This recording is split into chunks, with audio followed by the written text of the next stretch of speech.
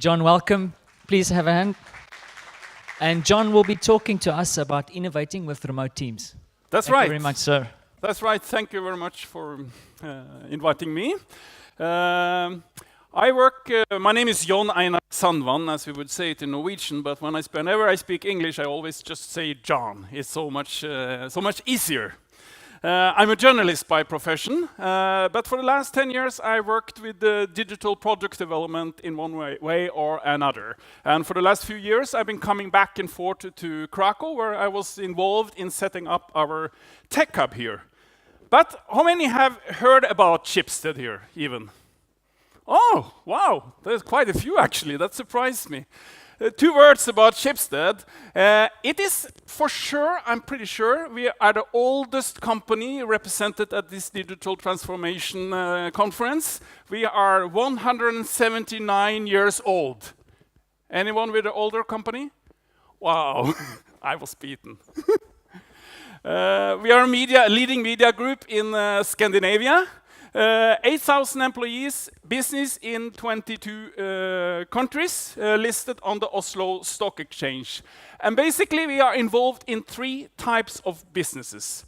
Number 1 is media. We own the largest newspapers in both Sweden and Norway. And the oldest newspaper, Aftenposten, was founded already in 1860.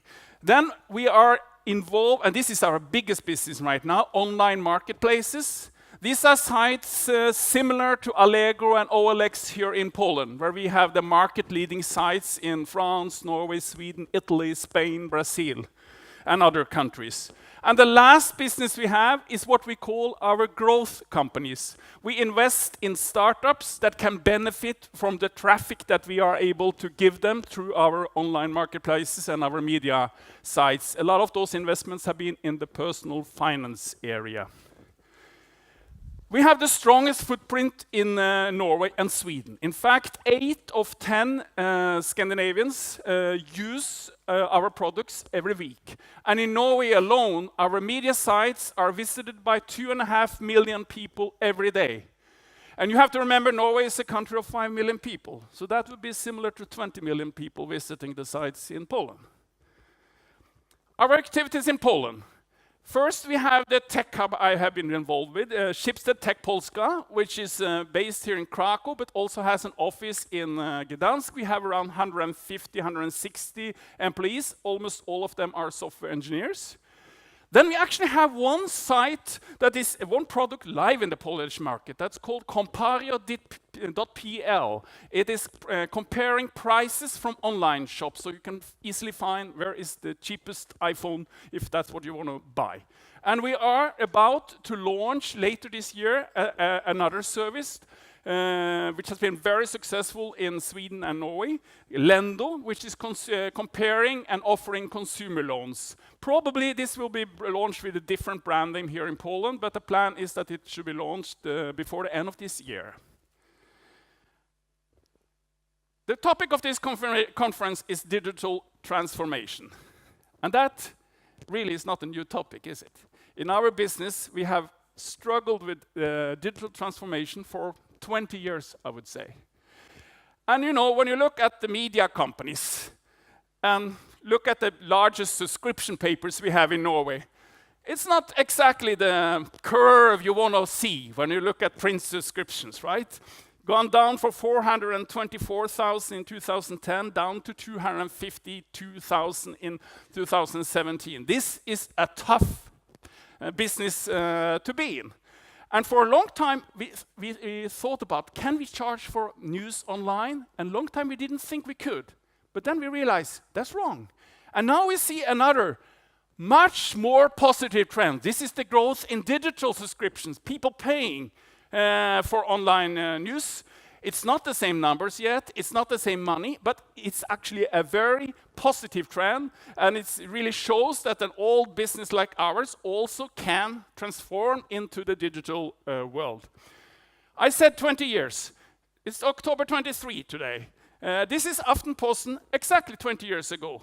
And you know, this is where we made our money at that time. The classified ads, people selling cars, selling houses, job ads. The newspapers were full of them. But already at that time, we realized that this will move online. So only a couple of weeks later, almost 20 years ago now, we founded our first online marketplace. It was called Finn.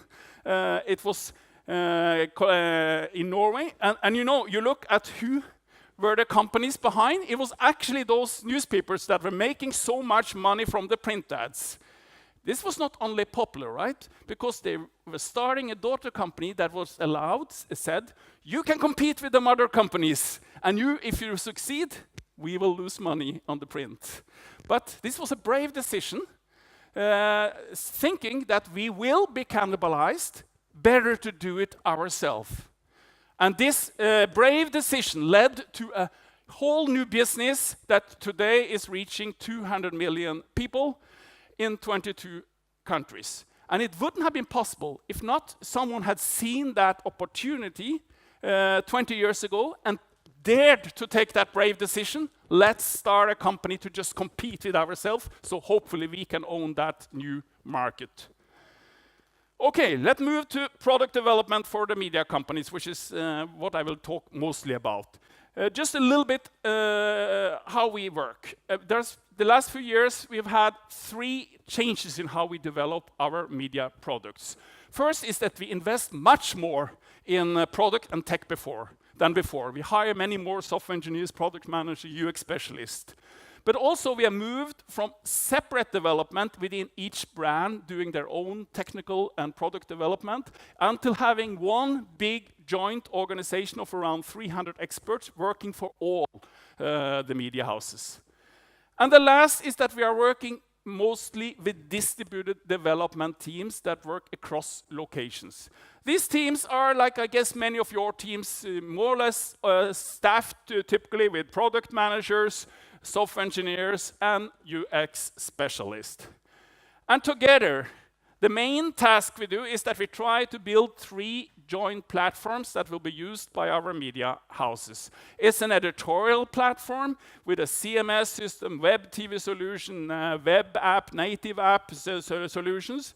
It is a similar platform for digital subscription, payment, the whole journey from an unknown user to the paying subscriber. And the third is an advertising platform to serve our advertisers even better. So, to the main topic about working in distributed teams. This organization of 300 people today work out of 7 locations.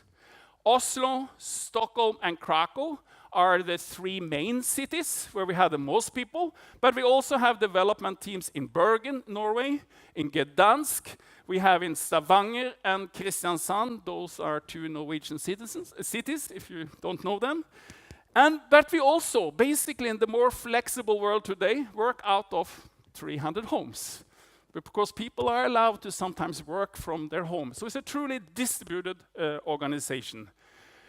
And one benefit of working distributed is that you build more diversity into the teams. This is actually I think our most diverse team. This is the product managers in the consumer business area. 6 women, 4 men. They come from 7 different countries, and they work out of 3 different offices, but behave like one team in their daily business. One other example, this is a project, a team called Curate that is doing a project for a personalized news front page for our websites, so that you get you don't no longer have the front editor picking everything one size fits all, but you get the personal news front page, but mixed with editorial judgment. Not only this filter bubble that you get on Facebook, but also mixed with wise editorial judgment. This project won the Best in Europe award earlier this year in the International News Media Association Global Contest, which we are very proud of. And here is the team that's the core team of this. And this is a little bit more typical, the typical software engineering team, you know. where you mostly have men, and it's a little bit more harder to get the diversity we need for the teams to perform as well as they should. This team works also from 3 offices. 2 people in Oslo, 2 people in Stockholm, and 2 people here in Krakow. So that leads to the tips or lessons I want to share. I put together 10 lessons that we have learned about how to make distributed team work. These are based basically on my own experience. I've been involved with Schibsted Tech Polska here since 2011. My role was very much to bring in partner companies and to discuss with them how they could set up a team in Krakow, how they should work it, make it work well with colleagues in Norway and Sweden. So I had lots of discussions with them, with Polish colleagues, etc. So basically I have observed 50 plus software development teams these years, I would say, and also worked in a distributed team myself for several years. So this is 10 lessons based on that experience. And I know many of you work in a similar setting, so you may agree or disagree. But I think the most important is also the most obvious, but also the hardest. You need to be one team. And it is so easy that you end up with the teams behaving like they are 2 teams. The Poland team look at themselves as one team, and the Norwegian colleagues look at themselves as one team. But you really need to do a lot of effort to make them behave and behave like one team. And one thing we did is that we said, we are never going to talk about clients or customers. We are going to talk about being colleagues. We are one team. We are colleagues. Everyone should have access to the same information. We need to build that culture, even though we are in different locations. The second lesson is that it is very important to balance the team. And what do I mean by that? Well, you need to look at the number you have in each location. You need to look at the competence, how you divide it between the locations, and the type of seniority levels. If you have, let me give one example. One of our Norwegian partner companies wanted to set up a team in Krakow. They had 15 developers in Oslo that have worked together for a long time, and then they wanted to have also a team in Krakow. But they were very careful. But could this work out for them? Would they get good people? Let's start small. Let's have 2 people. And you know what ended up with? We hired 2 senior developers, very great people. But they were sitting there matching 15 guys in Oslo who have worked together for years. And the situation was that they were not really involved. They got invited to all the meetings. A lot of information happened without them. And they ended up more with the support task, the boring tasks. And a few months later, they both resigned. That's what I mean. You need to balance the team so that all locations matter. All locations are important and feel that they have their part of the projects. And part of that is also trust the remote part with important work. And the remote part, what I mean by that? Well, you usually have product managers, engineering managers in one location. That would typically informally be the home part. And every other location for them would be the remote part. And it is always a human tendency that you want to keep the most important stuff, the most interesting stuff close to you, right? But you really need to make this work. Make sure that you also trust the remote part of your team with important work. And in Schibsted Polska, we typically had 2 approaches from the companies. Some companies thought they would start small. Let's start with a small project to Krakow and see how that works. And then we can build. Other companies said, no, if we're going to make this work, we need to put a big and important project to Krakow right away. And I can say without doubt that last approach has had the biggest success, especially here in Poland, because people really want challenges, and they don't except if they don't have interesting challenges in their project, or if they see that all the interesting stuff is being put to Scandinavia. Number 4, which I think should be obvious here, you need a strong product owner. And I think we cannot, and one important part here is that the product owner, of course, is the owner of what we are going to build and why we are going to build it. But when you work in a international context, as we do, you know, typically, for instance, say we are going to make a news product for Aftenposten, a newspaper in Oslo. The product manager, the software engineers in Oslo, naturally will have a much better business understanding of that product than their colleagues in Stockholm or Krakow. That's natural. So the product owner becomes the owner of the story of what and why, and the one that really needs to get the whole team to understand why we're doing this, and to explain the context around the product, explain the market, and spend a lot of time on being that glue in the team. Otherwise, it will fail. Hire people fit to be in the distributed team. And I can tell you, not everyone is fit to work in a distributed team. You know, it doesn't matter if you are the smartest software engineer around, if you don't have the personal qualities that make you a good fit to work in this type of context. If you're not able to sit in the video meetings with colleagues from 2 other or 3 other offices to communicate well in that context with cultural differences, etc. What do people need to work in a distributed team? They need higher than average communication skills, for sure. You don't need the people who cannot communicate in this type of team. They need a certain level of emotional intelligence, and they need to be true team players. They need to be the type of people who see it as an important part of their work to make their colleague better. And I also think that it's important to look for people who are eager to share knowledge. And why is that? Because, well, 2 reasons, I think. People who are eager to share knowledge, either in blog or presentations or workshop or whatever, number 1, they tend to be better at what they do, right? The best people, you know, they're probably also the ones that share the most knowledge. But the other one is they tend to be team players. They tend to want to have their colleagues good. And the last part of this, you know, we really need to also strive for diversity, which is a big challenge in the software engineering because, well, basically if you set up a team here, you end up typically with 90% men, 90% 25 to 35 years old, 98% ethnic Polish, right? So you end up with a very homogeneous team.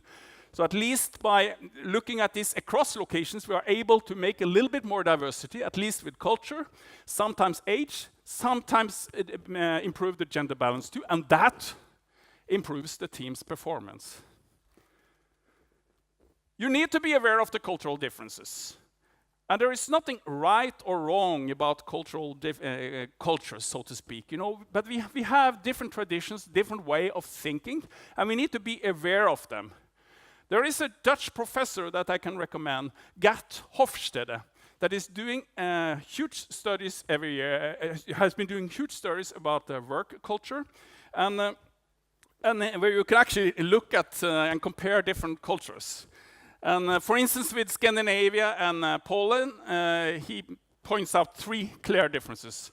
One is what was mentioned actually by the previous speaker, power distance, which tend to be much higher in Poland than in a Scandinavian context.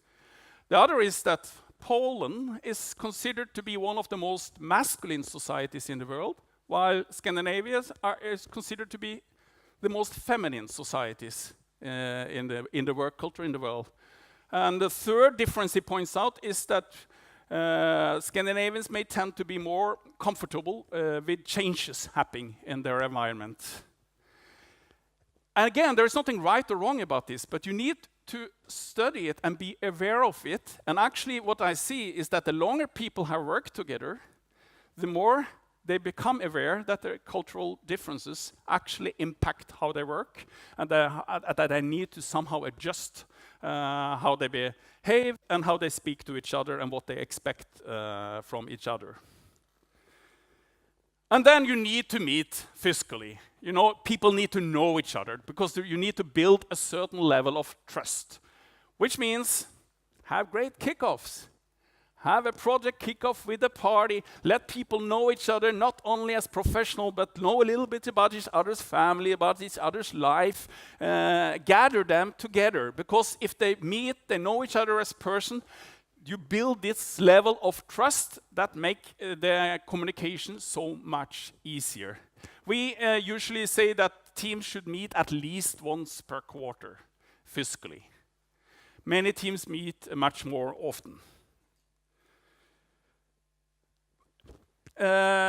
Also, it's very important to set joint objectives and key results. I have seen teams where they end up having different goals. The Polish team has one set of goals, the Scandinavian team has another set, but they are basically one team. But because of lack of communication, they don't really do this together, and it ends up with the team working in a little bit different directions. I've seen that on in some cases. But you need to have common goals. In Schibsted, we use objective OKRs, objectives and key results, where each team set up a set of 4 or 5 objectives for each quarter, and then there is a corresponding set of key results.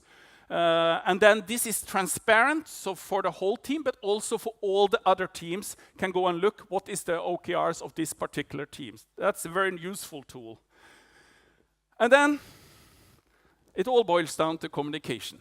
You know, communicate. You must communicate. And you must communicate. And you must communicate again. You must over-communicate to make this work. Especially the product owner must make sure that everyone is on the same page, has the same understanding. Present the business case again and again, have people give it back to each other so everyone is on the same level. One example, and especially it's important about roles, who has different roles. One example, we used to do product surveys after each product, and one question I would ask is, who did you perceive was the product owner in this project? It should be pretty obvious, right?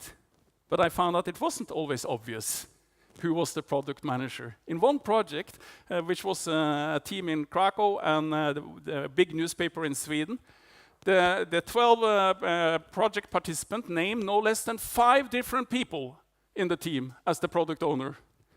No wonder it didn't work out so well with that project. And last, obvious, you have to use smart collaboration tool. But I put it last on a purpose, because this is only a means to an end, really. You know, to only focus on the technical tools you have for collaboration, well, that is like increasing a sports team's performance by buying more expensive equipment to them. But you know, we use these tools. We use Slack for chatting. We have Cisco video system in all the conference rooms. We use the Google Drive suite for collaboration. A lot of other tools also used in the different teams. It's important to have them, but they are a means to an end. The communication is the most important part. And thank you. That was all from me. I have written one article that you find the URL on the top there, outlining these 10 lessons in more detail. You can also find it on my LinkedIn profile if you're interested in reading more about it. Thank you. John, thank you very much. But wait. We have about 5 minutes more for John for questions. Any questions in the audience? The creepy guy. Yeah. Hi, I really liked your talk. I have just maybe one question, because you talked a lot how to care about this cross-border teams. And many of these things are not present when the team is located in one place. And from what I understand you, maybe I didn't understand everything, but the major payoff for that is to get diversity. Is that all? Is it really worked? I think, you know, when we started in Poland, the developers, software engineers in Oslo, and this is back in 2011, they were actually quite skeptical about this. They really didn't, because this was the group who had been working together for a long time, right? And they've been doing their stuff, and they knew their stuff, and they had, of course, not everything was documented. It was all documented in their heads, and they were really skeptical. Could these developers in Poland, you really make this work? The first thing is that they were very positively surprised. They got to know each other, but what happened was that the two teams, or two parts of the team, started to challenge each other, because you had they got colleagues here who started to challenge them about how they had worked before. And of course, the people here were also challenged by their Norwegian colleagues. There are different traditions, different ways of working, different ways of thinking, and this type of challenge each other, I think, is very important. And this is what I mean by diversity. And diversity is a lot of things. You know, can be with people from different cultures, it can be people from different age, people different background, different gender, different way of thinking. And I think that is always will benefit a team. I have a question related to the cultural differences.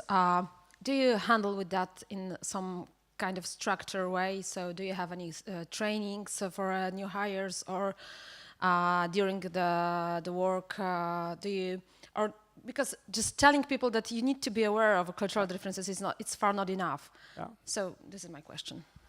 We have been running cultural trainings for new employees. I think most of the time, workshops where they you know, are trained to become aware of the differences. So this has been running. I know that right now it's being developed also a training in cultural sensitivity that we will run in the Krakow office. So yes, we do a certain level of training, and then of course people learn a lot by just working together.